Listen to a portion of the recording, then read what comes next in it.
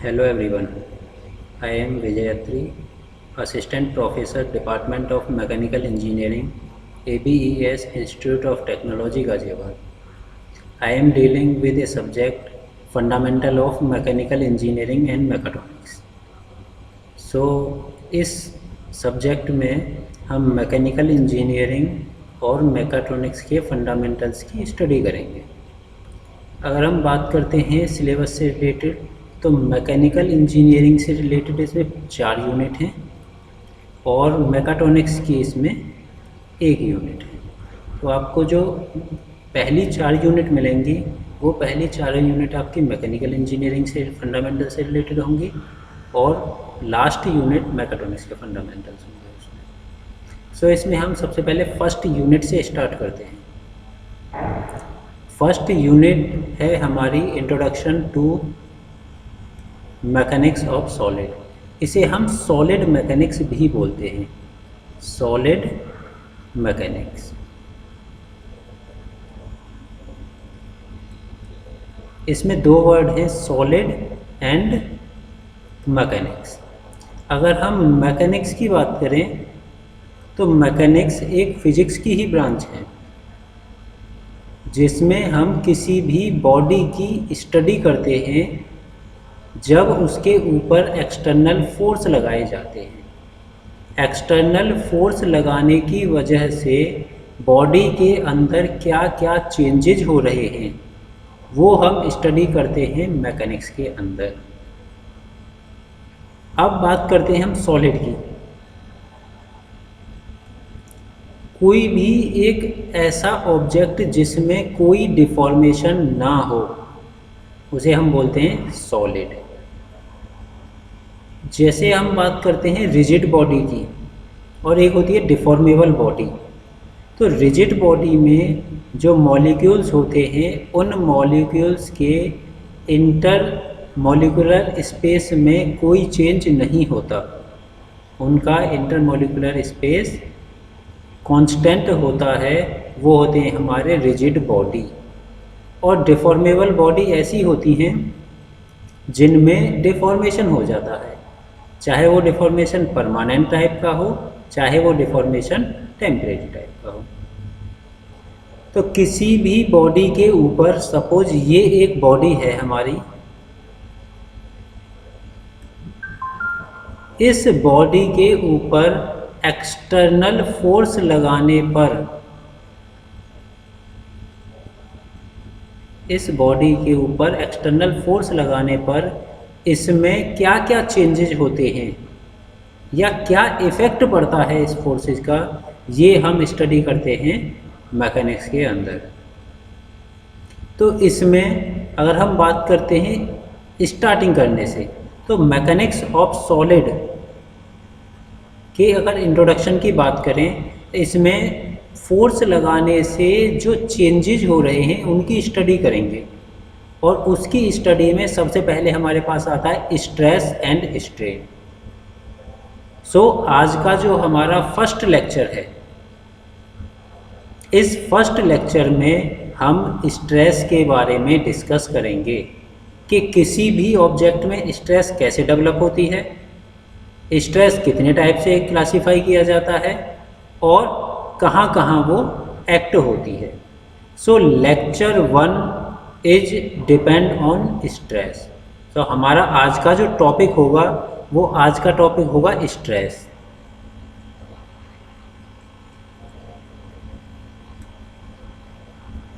हम एक नॉर्मल बात करते हैं पहले कि मेरे पास कोई एक ऑब्जेक्ट है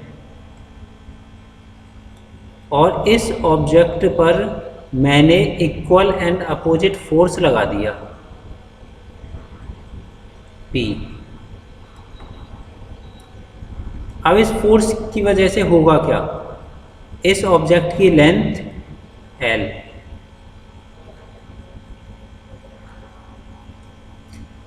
और इस ऑब्जेक्ट का सपोज डायमीटर ही मैंने कोई ले लिया D। अब इसके ऊपर मैंने फोर्स लगाया, फोर्स लगाने से क्या होगा, ये ब्रेक हो जाना चाहिए। जब मैंने इसके ऊपर कोई भी फोर्स लगाया ये ब्रेक हो जाना चाहिए, बट ब्रेक नहीं होता। जब कोई भी फोर्स लगाया जाता है तो उस फोर्स को ये रजिस्ट करता है, एक पर्टिकुलर लिमिट तक उस फोर्स को रजिस्ट करता है, उस फोर्स को वियर करता है और ब्रेक नहीं होता। बट जब हम फोर्स की वैल्यू को धीरे धीरे धीरे इंक्रीज करते रहते हैं तो कुछ टाइम के बाद ये ब्रेक हो जाता है।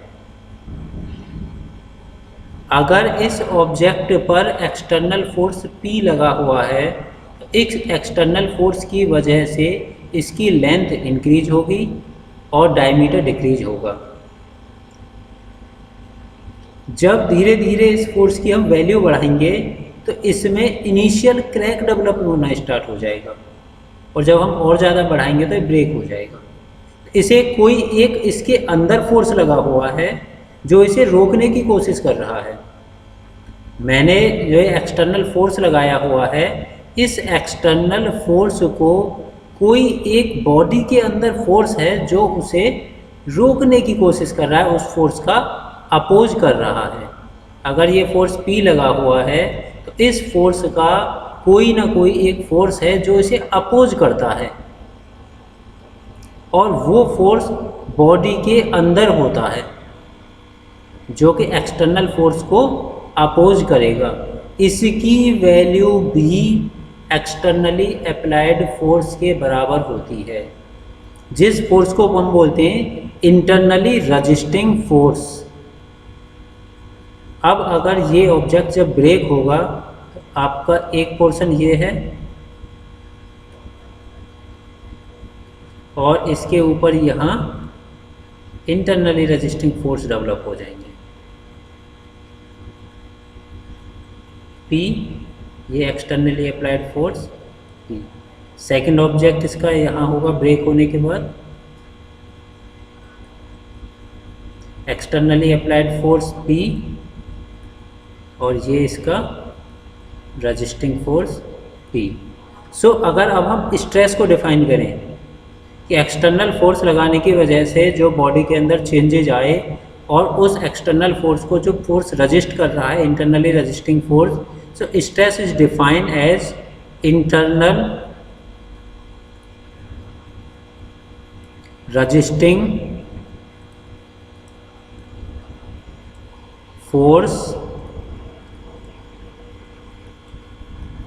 पर unit cross sectional area. Stress को जो हम रिप्रेजेंट करते हैं, जो हम स्ट्रेस को रिप्रेजेंट करते हैं वो करते हैं सिग्मा से। स्ट्रेस का रिप्रेजेंटेशन होता है हमारा सिग्मा से। So stress is defined as internal resisting force per unit area और इसे डिनोट किया जाता है सिग्मा से। सो सिग्मा मैथमेटिकली अगर हम देखें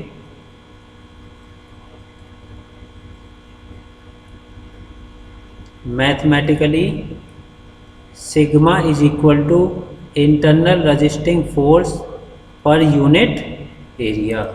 ये हमारे पास स्ट्रेस का फॉर्मूला आ गया P/A। अगर इसकी यूनिट की बात करें हम, P फोर्स की यूनिट होती है न्यूटन, अपॉन A एरिया की यूनिट होती है मीटर स्क्वायर। सो यूनिट की अगर हम बात कर रहे हैं, यूनिट होती है न्यूटन पर मीटर स्क्वायर, या फिर हम ऐसे लिख सकते हैं Newton per mm square, kilo Newton per mm square, किसी भी उसमें रिप्रेजेंट कर सकते हैं। या इसे हम पास्कल के फॉर्म में भी लिख सकते हैं, mega pascal, pascal, giga pascal, इस टाइप से हम इसकी यूनिट को लिख सकते हैं। अब न्यूमेरिकल सॉल्व करते टाइम आपको कन्वर्जन पता होना चाहिए कि किसी एक यूनिट को दूसरी यूनिट में कैसे कन्वर्ट करेंगे। उसके लिए आप एक रिलेशन याद रखना कि जो मेगा पास्कल होता है, 1 mega pascal is equal to 1 newton per mm square के होता है। 1 mega pascal is equal to 1 newton per mm square. ये हमारा स्ट्रेस हो गया। कि स्ट्रेस होता है internal resisting force per unit area. Internally resisting force में जो रजिस्ट कर रहा है उसे अगर हम क्रॉस सेक्शनल एरिया से डिवाइड करेंगे तो हमें वहाँ पर स्ट्रेस मिल जाएगी। उस बॉडी के अंदर जितनी स्ट्रेस डेवलप हो रही होगी वो हमें पता चल जाएगी। क्लियर? अब स्ट्रेस का classification, types of stress, types of stress. Stress को मेन हमने 3 पार्ट में डिवाइड किया है। स्ट्रेस का जो क्लासिफिकेशन किया है, सबसे पहली स्ट्रेस है हमारी डायरेक्ट स्ट्रेस, डायरेक्ट स्ट्रेस या normal stress. Second classification shear stress, shear stress. Third classification is bending stress, bending stress. और ये तीनों क्लासिफिकेशन डिपेंड होते हैं लोड पर, कि जो बॉडी है उस बॉडी पर लोड कैसे अप्लाई किया गया है। जिस टाइप से लोड अप्लाई किया जाएगा उसी टाइप से हमारी स्ट्रेसेस हो जाएंगी। अब इस डायरेक्ट स्ट्रेस को 2 पार्ट में डिवाइड किया गया, tensile stress and compressive stress. Tensile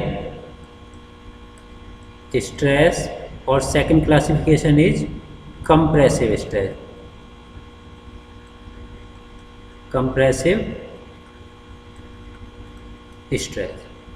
तो स्ट्रेस को 2 टाइप से डिवाइड किया गया हमने, डायरेक्ट को टेंसाइल स्ट्रेस एंड कंप्रेसिव।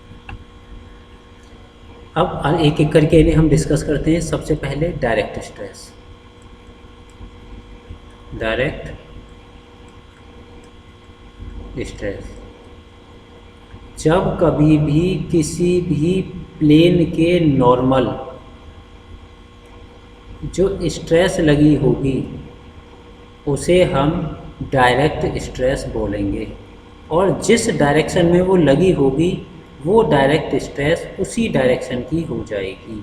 अगर एक्स डायरेक्शन में लगी हुई है एक्स डायरेक्शन की स्ट्रेस, अगर वाई डायरेक्शन में लगी हुई है तो वाई डायरेक्शन की स्ट्रेस, और अगर जेड डायरेक्शन में लगी हुई है तो जेड डायरेक्शन की स्ट्रेस। जिस डायरेक्शन में स्ट्रेस लगी होगी उसी डायरेक्शन में उसका नाम होगा।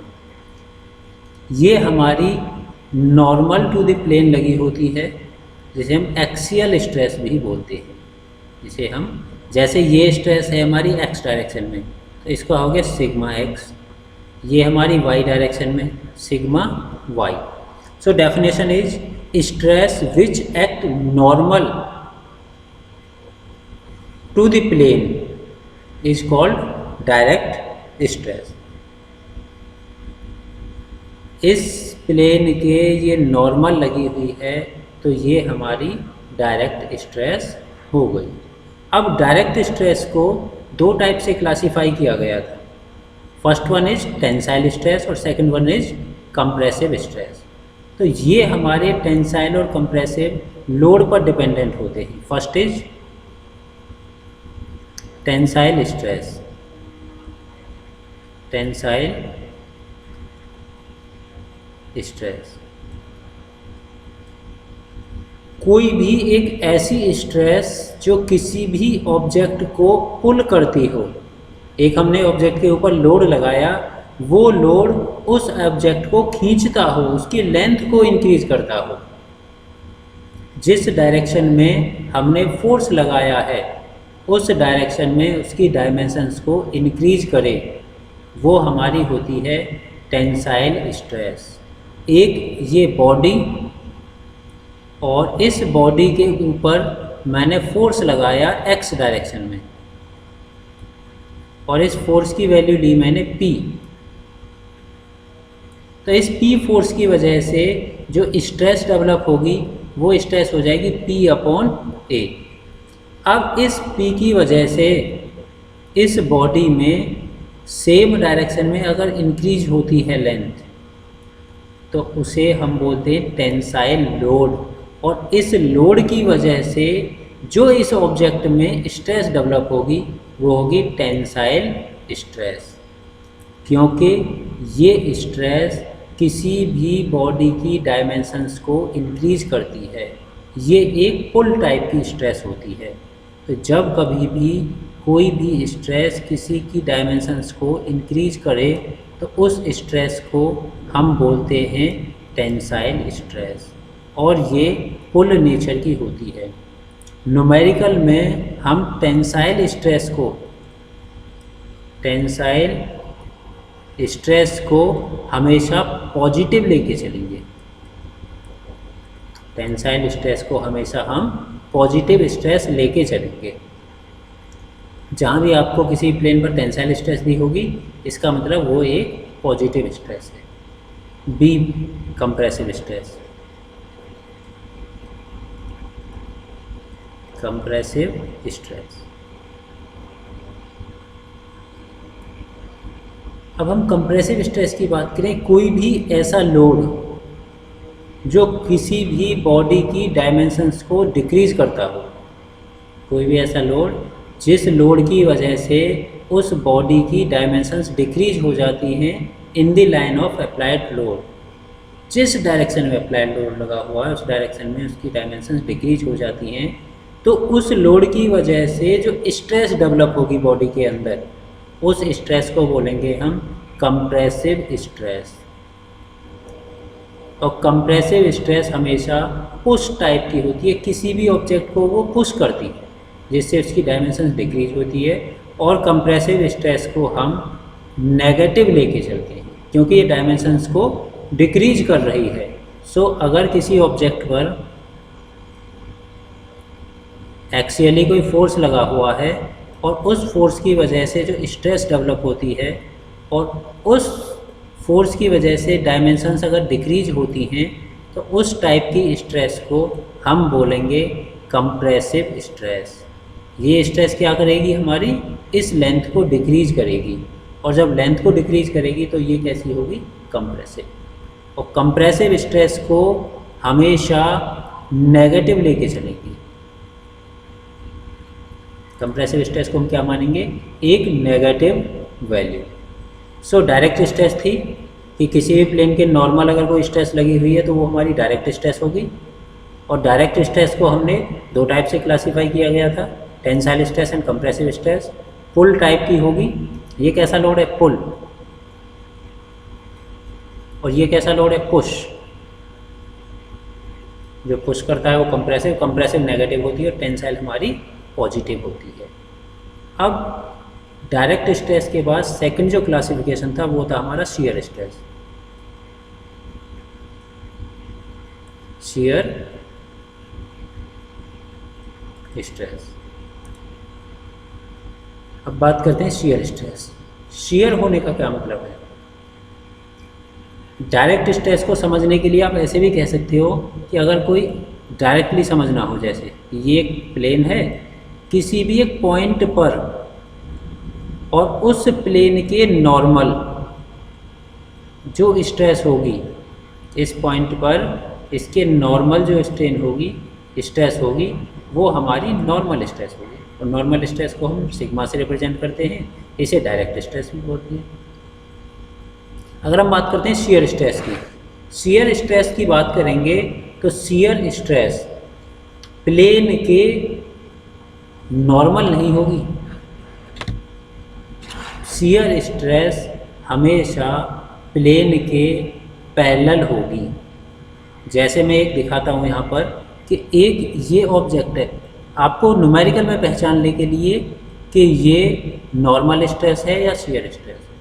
इस प्लेन पर एक एक स्ट्रेस लगी हुई है,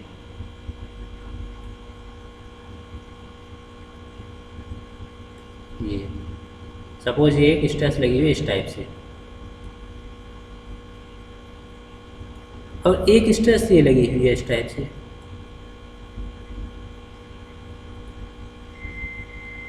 जब कभी भी प्लेन के नॉर्मल स्ट्रेस होगी सिग्मा, जब कभी भी प्लेन के टेंजेंशियल स्ट्रेस होगी tau. Tangential to the plane या प्लेन पर लगी होगी, किसी भी प्लेन पर अगर कोई स्ट्रेस लगी हुई है तो वो हमारी शियर स्ट्रेस होगी। Tangential to the plane is called shear stress. एक और एग्जांपल हम लेते हैं कि अगर सपोज ये एक आपके पास रिवर्टेड जॉइंट है,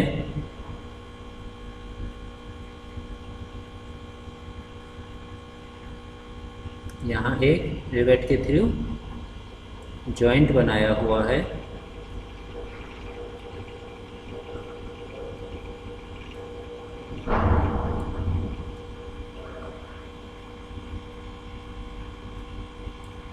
एक फोर्स लगाया हुआ है यहाँ और एक फोर्स लगाया हुआ है यहाँ। जब इन दोनों फोर्सों से इस प्लेट को, प्लेट नंबर 1 और प्लेट नंबर 2 खींचा जाएगा तो यहाँ पर शियरिंग होगी। ये प्लेट आपकी ऐसे आ जाएगी और ये प्लेट हमारी ऐसे होगी। तो यहाँ क्या हुआ, दोनों प्लेटों में शियरिंग एक्शन हुआ। ये जो रिवर्ट था ऐसे आया रिवर्टेड जॉइंट, और ये तुम्हारा यहाँ ट्रांसमिट हो गया। तो यहाँ पर एक शियरिंग एक्शन हुआ। जब कभी भी कोई भी फोर्स प्लेन के टेंजेंशियली एक्ट होता है तो वहाँ जो स्ट्रेस डेवलप होती है वो स्ट्रेस हमारी शियर स्ट्रेस होती है। और शियर स्ट्रेस को हम रिप्रेजेंट करते हैं टाउ से। किसे रिप्रेजेंट करते हैं हम? टाउ से रिप्रेजेंट किया जाता है शियर स्ट्रेस। नॉर्मल स्ट्रेस को हमने सिग्मा से रिप्रेजेंट किया था और शियर स्ट्रेस को हमने टाउ से रिप्रेजेंट किया था। यहाँ इक्वल और अपोजिट फोर्स लगाए जाते हैं जब कभी भी, तो यहाँ दो फोर्स लगाए गए इक्वल एंड अपोजिट, तो यहाँ पर हमारी शियर स्ट्रेस डेवलप हो गई। नंबर 3, अगर हम 3 की बात करें, बेंडिंग स्ट्रेस।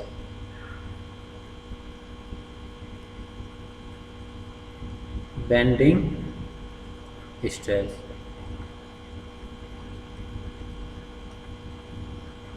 बेंडिंग स्ट्रेस कब डेवलप होगी? जब हम किसी भी चीज़ को बेंड करते हैं। बेंड कब होगा? अगर हमने load axis to the plane के एक्सिस लगा दिया तो कभी बेंडिंग नहीं होगा। प्लेन के एक्सिस न लगा के जब कभी भी कोई भी लोड कुछ इसेंट्रिक डिस्टेंस पर होगा, इसेंट्रिसिटी पर होगा, तो वहाँ जो स्ट्रेस डेवलप होगी वो हमारी एक बेंडिंग स्ट्रेस होगी। जैसे एग्जांपल लेते हैं हम कि एक ये बीम है, दिस इज ए बीम, और ये इस बीम का एक्सिस, अगर इसके एक्सिस पर ना होके कुछ इसेंट्रिक डिस्टेंस पर मैंने कोई लोड लगा दिया और ये इसेंट्रिक डिस्टेंस मैंने ली E, तो इस लोड की वजह से इस बॉडी में स्ट्रेस डेवलप होगी। जब कोई लोड कुछ इसेंट्रिक डिस्टेंस पर लगाया जाता है तो बॉडी के अंदर जो स्ट्रेस डेवलप होती है वो बेंडिंग स्ट्रेस होती है। ये फोर्स इसे बेंड करने की कोशिश करेगा और बेंड करने की वजह से किसी एक पोर्शन पर हमारा टेंशन होगी और किसी एक पोर्शन पर हमारा कंप्रेशन होगा। अगर यहाँ पर हम स्ट्रेस की बात करेंगे तो जो स्ट्रेस इसेंट्रिक लोड की वजह से डेवलप हो गई वो होगी हमारी बेंडिंग स्ट्रेस। और बेंडिंग स्ट्रेस को कैलकुलेट करने का हमारे पास एक बेंडिंग फार्मूला आता है, बेंडिंग इक्वेशन का formula M/I is equal to sigma upon y, और बेंडिंग है इसीलिए हम इसे बोल देते हैं सिग्मा B अपॉन वाई। तो ये हमारे पास टोटल फॉर्मूले हो, टोटल स्ट्रेस हो गई जो तीनों टाइप की स्ट्रेस थी। या यहाँ भी अगर हम बात करेंगे bending stress P upon A directly यहाँ से आ जाएगा। बट अगर हम फर्दर आगे बेंडिंग इक्वेशन ड्राइव करेंगे तो वहाँ जो बेंडिंग फॉर्मूला आएगा बेंडिंग स्ट्रेस का M/I is equal to sigma B bending upon y. First lecture में हमने डिस्कस किया है, अगर हम कंक्लूड करते हैं तो इसे, what is stress, what are the various classification of stress. In short देखें हम, stress is defined as the internal resisting force per unit area, और स्ट्रेस की जो यूनिट होती है वो होती है न्यूटन पर एम एम स्क्वायर या मेगा पास्कल। स्ट्रेस को मेनली 3 पार्ट में क्लासीफाई किया गया, direct stress, shear stress and bending stress. Direct stress में 2 टाइप की होती है, टेंसाइल एंड कंप्रेसिव। जहाँ पुल लोड लगाते हैं हम वो टेंसाइल होती है, जहाँ पुश लोड अप्लाई करते हैं हम वो कंप्रेसिव होती है। जहाँ हम किसी भी शियर ऑफ फोर्स लगता है या किसी प्लेन के टेंजेंशियली जब हम फोर्स लगाते हैं तो वहाँ शियर स्ट्रेस डेवलप होती है, और जब कभी भी कुछ इसेंट्रिसिटी पर हम फोर्स लगाते हैं, कुछ इसेंट्रिक डिस्टेंस पर फोर्स लगाते हैं, तो वहाँ पर हमारी बेंडिंग स्ट्रेस डेवलप होती है। तो ये कंप्लीट स्ट्रेस से रिलेटेड लेक्चर रहा। नेक्स्ट लेक्चर में हम डिस्कस करेंगे स्ट्रेन, कि कितने टाइप की स्ट्रेन हमारी डेवलप होती है। Thank you.